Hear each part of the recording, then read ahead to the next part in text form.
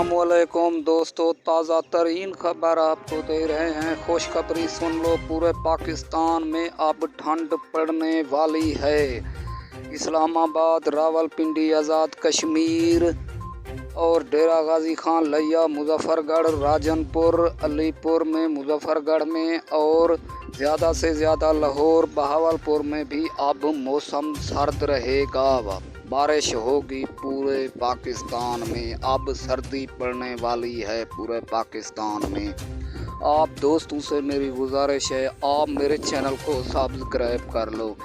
ये बारिशों का सिलसिला 5 दिन तक रहेगा पूरे पाकिस्तान में। अब ठंड पड़ने वाली है पूरे पाकिस्तान में। आप दोस्तों से मेरी गुजारिश है, आप मेरे चैनल को सब्सक्राइब कर लो।